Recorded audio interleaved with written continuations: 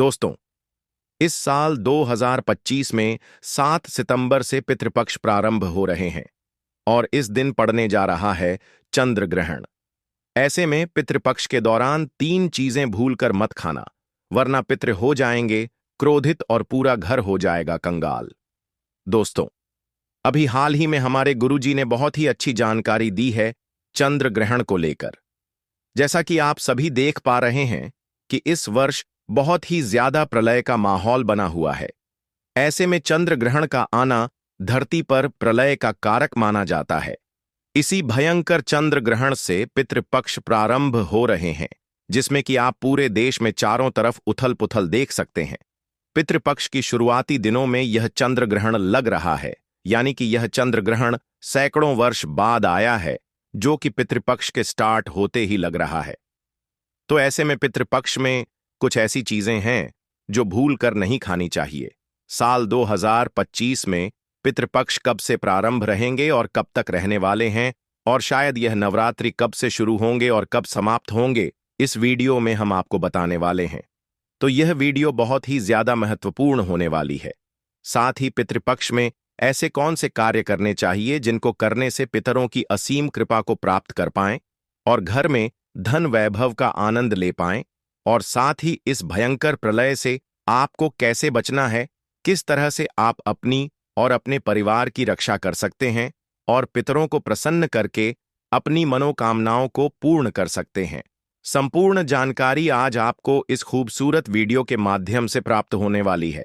तो निवेदन है कि 5 मिनट का समय आज आप इस वीडियो को जरूर से दीजिएगा, क्योंकि यह वीडियो आप लोगों के लिए बहुत ही महत्वपूर्ण है। जो हमारे गुरुजी ने बताया वह आज इस वीडियो के माध्यम से हम आपको बताने जा रहे हैं। तो इस खूबसूरत से चैनल वास्तु वॉइस को सब्सक्राइब जरूर से कर दीजिएगा और कमेंट बॉक्स में अपना नाम और राशि डाल दीजिएगा, ताकि हम राशि अनुसार आपका भाग्य देखकर आपको आपके भाग्य से जुड़ी हुई जानकारी बता सके। दोस्तों, हिंदू पंचांग के अनुसार भाद्र मास की पूर्णिमा तिथि पर पितृपक्ष प्रारंभ हो जाते हैं, जो कि अश्विनी मास की अमावस्या तक, जिसे सर्वपितृ अमावस्या के नाम से जाना जाता है, उस दिन तक यह चलते हैं।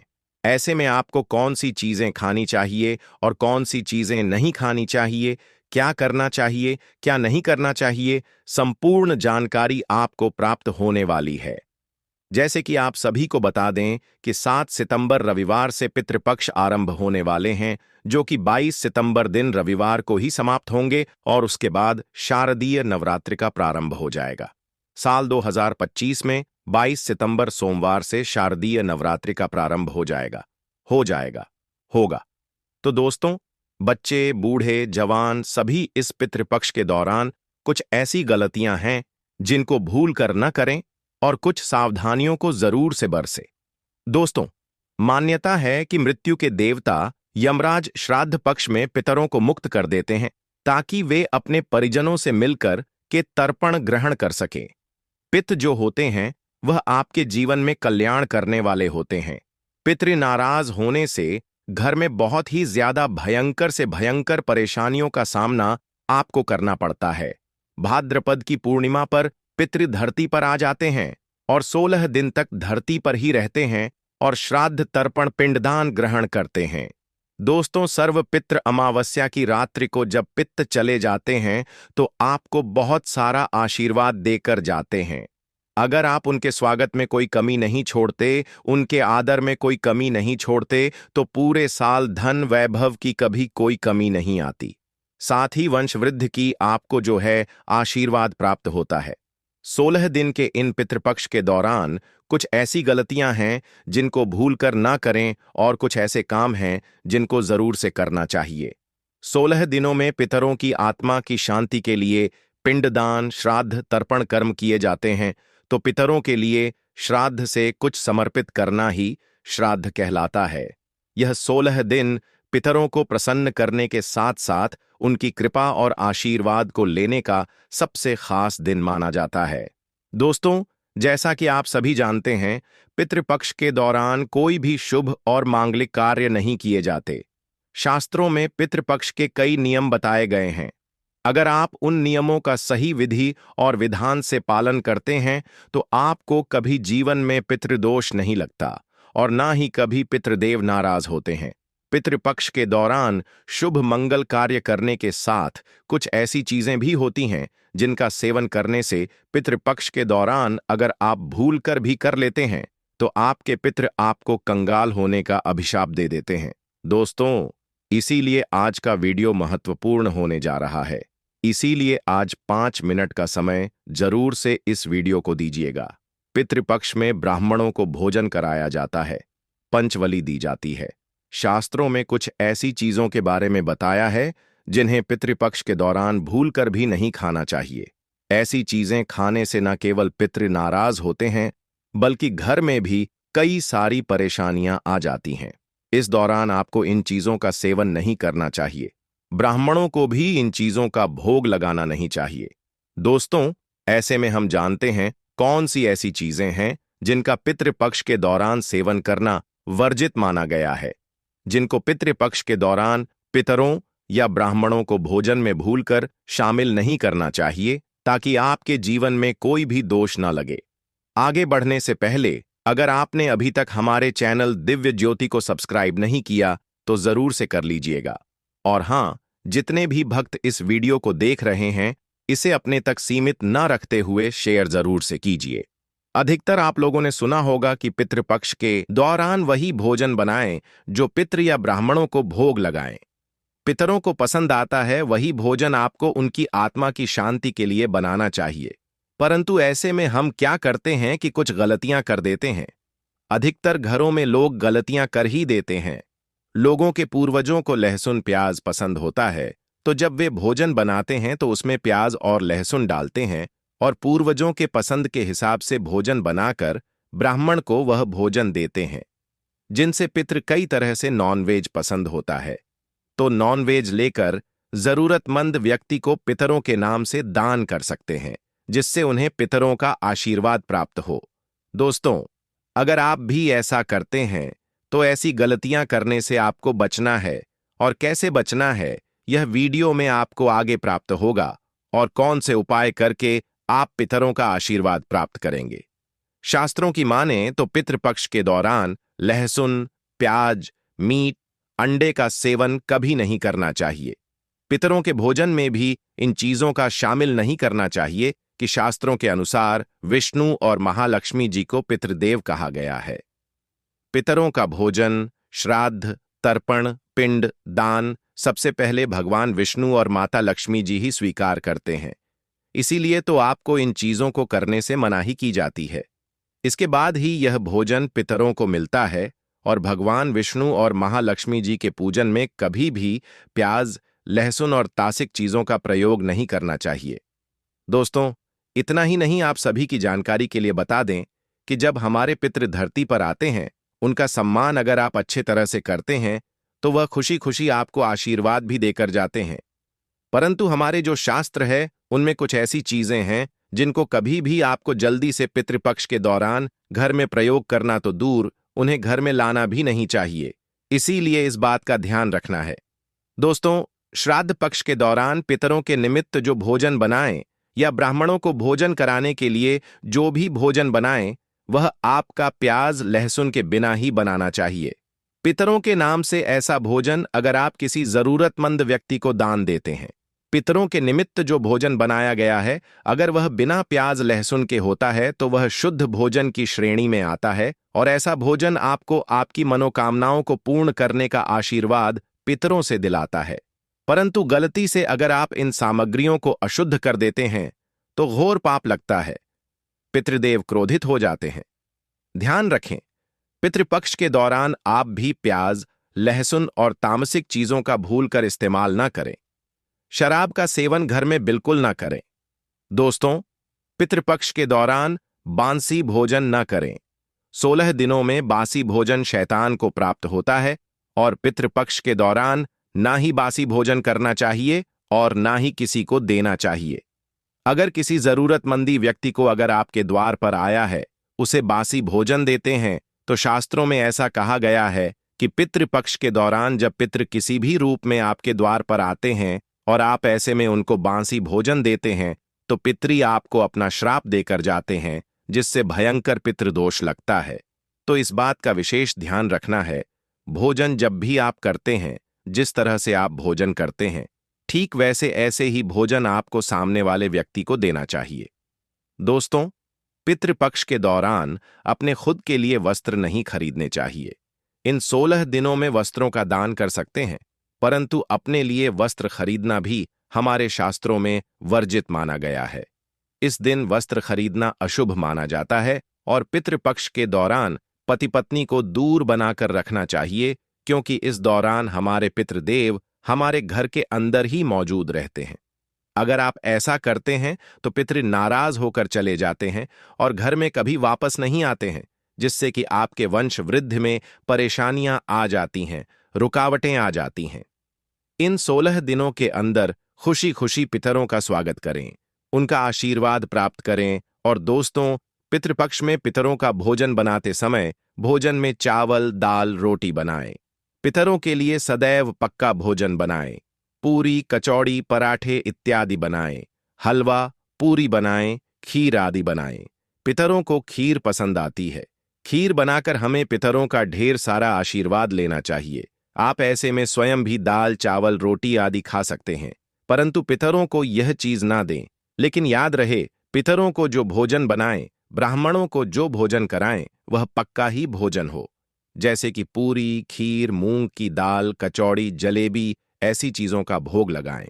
लेकिन याद रहे, पितृपक्ष के दौरान घर में मसूर की दाल नहीं खानी चाहिए, ऐसा हमारे शास्त्र कहते हैं। दोस्तों, मसूर की दाल के अलावा पितृपक्ष के दौरान काले नमक, काले जीरे का सेवन भी नहीं करना चाहिए और ना ही ब्राह्मण भोजन में इन चीजों को शामिल करना चाहिए। पितृपक्ष के दौरान मूली, लौकी, खीरा और सरसों जैसे साग को बिल्कुल भी नहीं खाना चाहिए। श्राद्ध पक्ष में इन चीजों को खाना और खिलाना दोनों ही वर्जित होते हैं। श्राद्ध पक्ष के दौरान पितरों के भोजन में नींबू नहीं डाला जाता। आप स्वयं नींबू का सेवन कर सकते हैं, लेकिन पितरों के भोजन में, ब्राह्मण भोजन में नींबू ना डालें। पितृपक्ष के दौरान कोई तांत्रिक क्रियाएं भी की जाती हैं, इसीलिए इस दौरान दूध, दही या सफेद खाद्य पदार्थ जैसे कि सफेद रंग की मिठाई, बर्फी इत्यादि का सेवन नहीं करना चाहिए। लेकिन हाँ, यह चीजें आप अपने घर में ही बनाकर खा सकते हैं। अगर कोई आपको इन चीजों को देता है तो आपको पितृपक्ष के दौरान ऐसी चीजें कभी किसी से नहीं लेनी चाहिए।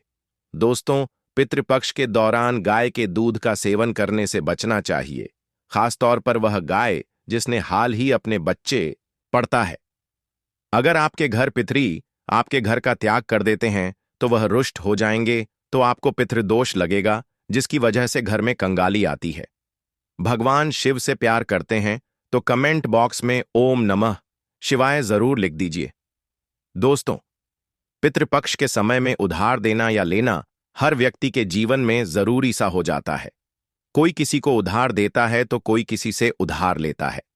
इस बात के लिए उन्हें उनके जीवन में अच्छी चीजें वापस प्राप्त हो सके, तो इसकी वजह से उधार देते हैं। तो कुछ व्यक्ति सामाजिक सरोकार निभाने के लिए उधार देते हैं।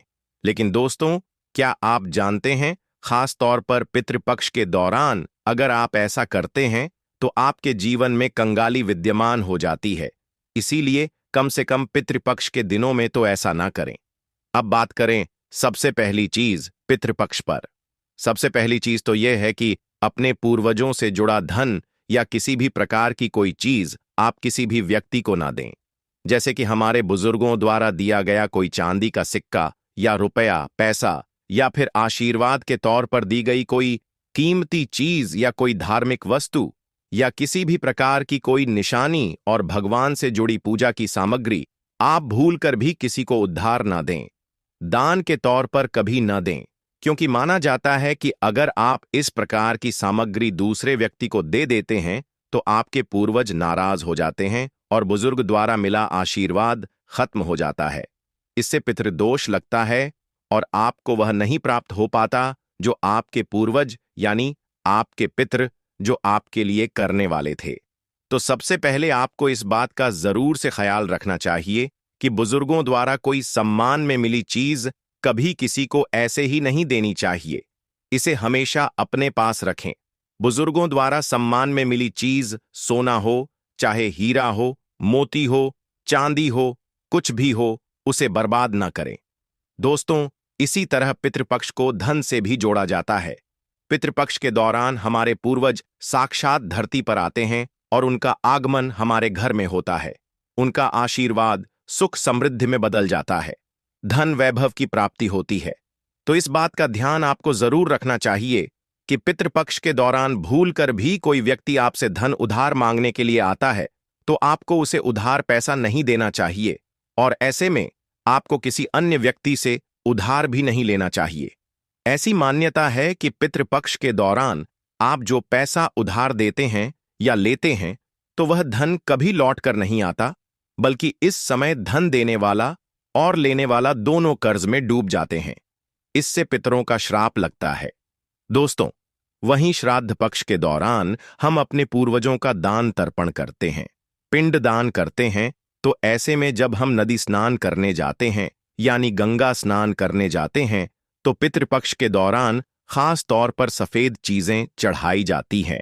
इस बात का ध्यान रखें कि पितृपक्ष के दिन हमारे पूर्वजों को चढ़ाने के अलावा कोई व्यक्ति एकदम सुबह सुबह के समय आपसे दूध, दही, छाछ या फिर संध्या काल के समय में उधार मांगने के लिए या फिर ऐसे ही मांगने के लिए आ जाते हैं तो आपको भूलकर भी किसी अन्य व्यक्ति को नहीं देना चाहिए।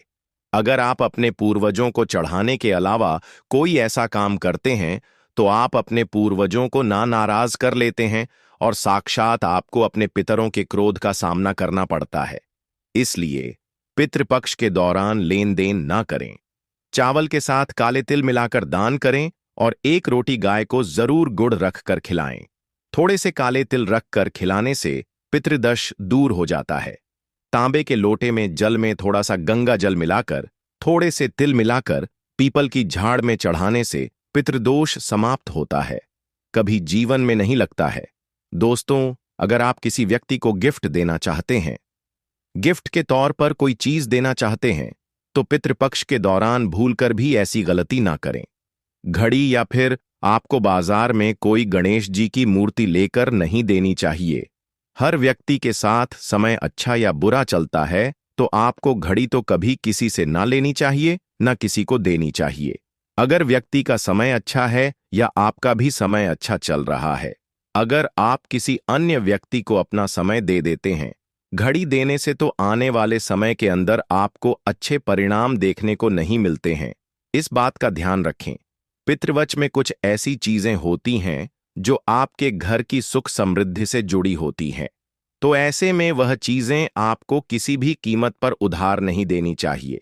वहीं संध्या काल होने के बाद जैसे कि कोई आपसे लहसुन, प्याज, दूध, दही, चीनी उधार पैसे मांगने के लिए आता है, तो जब सूर्य उदय होता है सुबह सुबह या फिर सूर्यास्त हो जाता है, तब ऐसे में इन दोनों समय में आपको घर की समृद्धि दूसरों को भूलकर भी कभी नहीं देनी चाहिए। इससे हमारे पूर्वज नाराज हो जाते हैं और हमें पितृदोष लग जाता है। माना जाता है कि अगर आप ऐसा करते हैं तो आपके घर में सुख समृद्धि तथा माता लक्ष्मी दूसरों के घर चली जाते हैं और वह हमारे पूर्वज भी हमारे घर में आते ही वापस लौट जाती हैं और आपको अच्छा परिणाम देखने को नहीं मिलता है। दोस्तों, दान पुण्य करना हिंदू धर्म की परंपराएं मानी जाती हैं और हर व्यक्ति दान पुण्य करके पितृपक्ष का लाभ उठाता है तथा उनका आशीर्वाद प्राप्त करता है। खास तौर पर पितृपक्ष के दौरान आपको 2 प्रकार के वस्त्र ना तो खरीद कर लाने चाहिए और ना ही किसी व्यक्ति को देने चाहिए। इसके अंदर आपको एक तो सफेद कलर के वस्त्र हैं, दूसरे आपको काले कलर के वस्त्र हैं। पितृपक्ष में सफेद कपड़ा दान करने से पूर्वज प्रसन्न तो होते हैं, परंतु पितृदोष लग जाता है। ऐसे में पितृपक्ष में काला कपड़ा भी दान करते हैं तो पितरों का श्राप लगता है। को जन्म दिया हो ऐसी गाय के दूध का सेवन भूलकर भी ना करें। पितृपक्ष के दौरान खीर अवश्य ही बनाई जाती है और खीर का पितरों को, ब्राह्मणों को भोग लगाया जाता है। इसीलिए आप पितृपक्ष के दौरान दूध से ही खीर बनाकर उसका भोग लगाकर प्रसाद के रूप में उसे ग्रहण कर सकते हैं, लेकिन खाली दूध का सेवन न करें। दूध का सेवन न करें और पितृपक्ष के दौरान खड़ी बनाना और खाना भी वर्जित होता है। बात का विशेष ध्यान रखना चाहिए। पितृपक्ष के दौरान आपको कुलथे की दाल का भी सेवन नहीं करना चाहिए। ध्यान रखें, पितृपक्ष के दौरान आप पितरों के लिए जो भोजन बनाएं, उस भोजन में आप तिल अवश्य ही डालें। पितृपक्ष में जो पितरों का भोजन बनाएं, ब्राह्मणों को जो भोजन कराएं या पंचावली लगाएं या किसी भी जरूरतमंद व्यक्ति को पितरों के नाम से भोजन दें, उस भोजन में थोड़े से काले तिल अवश्य ही डालें। शास्त्रों के अनुसार जिस भोजन में काले तिल होते हैं वह भोजन पितृ ग्रहण करते हैं, लेकिन जिस भोजन में काले तिल नहीं होते उसे भूत पिशाच ग्रहण करते हैं। इसीलिए इस बात का विशेष ध्यान रखें। दोस्तों, पितरों के भोजन में काले तिल डालकर ही आप पितरों को भोग लगाएं। काले तिल भूत पिशाचों से श्राद्ध के भोजन की रक्षा करते हैं, इसलिए इस बात का विशेष ध्यान रखें। पितृपक्ष के दौरान गलती से भी अपने पड़ोसियों का भोजन भी कभी नहीं खाना चाहिए।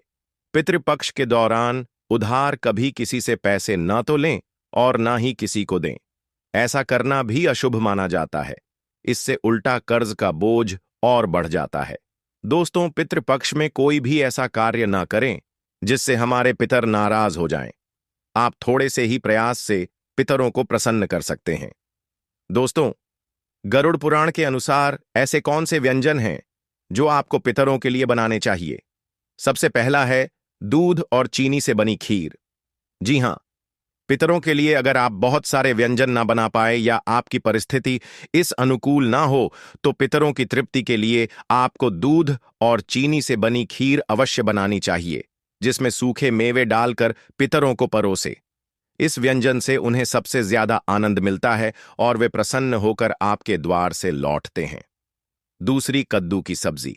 गरुड़ पुराण के अनुसार कद्दू की सब्जी पितरों को बहुत अधिक प्रिय होती है। कद्दू एक सात्विक व्यंजन है जो श्राद्ध प्रसाद में अक्सर परोसा जाता है। अगर आप भी श्राद्ध का भोजन बना रहे हैं तो कद्दू की सब्जी अवश्य बनाएं और पितरों का आहन करते हुए उन्हें अर्पण करें। तीसरा है शुद्ध घी की रोटी। जी हां, शुद्ध घी से बनी रोटी अवश्य बनाएं और अपने पितरों को याद करते हुए एक रोटी कौए को और 2 छोटी छोटी रोटियां बनाकर गाय और कुत्ते को खिलाएं। इनसे पितर जिस भी रूप में धरती पर उपस्थित होंगे वे तृप्त होंगे, आपको अवश्य आशीर्वाद प्रदान करेंगे। चौथा, बात करें तो पीली मूंग दाल और सफेद उड़द की दाल। इन दोनों दालों के विषय में हमारे गरुड़ पुराण में बताया गया है, जिसमें 2 दालों से बने वाले व्यंजन, चाहे वह मीठे हों या नमकीन, पितरों के लिए बनाने चाहिए। अगर आप उनकी श्राद्ध तिथि पर यह दालें बनाते हैं तो उनको बहुत ही ज्यादा खुशी होती है और आपको उससे लाभ प्राप्त होता है। इसके अलावा आलू, गेहूं से बनी पूरी, मीठी गुड़ की रोटी, केसर वाले चावल, काले चने, बेसन से बनी चीजें पितरों के लिए बनाई जाए तो पितर प्रसन्न होकर उन्हें ग्रहण करते हैं। दोस्तों, इस दिन कैसा भोजन बनाना सर्वश्रेष्ठ माना जाता है जिसे हम ईश्वर का भोग लगाते हैं, उसे हम छोंकते या उसे झूठा नहीं करते। ठीक उसी प्रकार हमें पितरों का भोजन भी उन्हें अर्पण करने से पहले छोंकना नहीं चाहिए, ना ही झूठा करना चाहिए। भोजन बनाने से पहले आपको पूरी तरह से शुद्ध होना जरूरी है। बिना स्नान आपको पितृभोजन नहीं बनाना चाहिए और जो स्त्री मासिक धर्म में हो उस वक्त भी उन्हें पितृभोजन को नहीं बनाना चाहिए। पितृभोजन बनाने से पहले रसोई घर को गंगा जल से, और यदि गंगा जल ना हो तो साधारण जल छिड़ककर पहले स्वच्छ कर लेना चाहिए और उसके बाद भोजन बनाने से पहले ओम पितृदेवाय नमः या ओम वासुदेवाय नमः इन मंत्रों का उच्चारण करके ही भोजन बनाना आरंभ करना चाहिए। अब देखिए कैसा भोजन पितृपक्ष के दौरान बनाना चाहिए और कैसा भोजन पितृपक्ष के दौरान नहीं बनाना चाहिए। चलिए हम आप लोगों को बता देते हैं। देखिए, श्राद्ध पक्ष पर अपने घर में मांसाहारी भोजन ना पकाएं, क्योंकि पैतृक में प्रवेश के पश्चात पितरों का भोजन सात्विक ही माना जाता है। इसीलिए श्राद्ध या भोजन में तामसिक व्यंजन का प्रयोग कदापि नहीं करना चाहिए। केवल सात्विक व्यंजन ही उनके लिए भोजन में बनाने और खिलाने चाहिए। तामसिक व्यंजन के साथ प्याज, अदरक, लहसुन का प्रयोग नहीं करना चाहिए। इन पदार्थों का प्रयोग भोजन में करने से पितृ भोजन ग्रहण नहीं कर पाते और वे भूखे रहते हैं, जिसकी वजह से वे आपको अभिशाप देते हैं। पितृभोजन में ज्यादा तेज मसाले का प्रयोग नहीं करना चाहिए।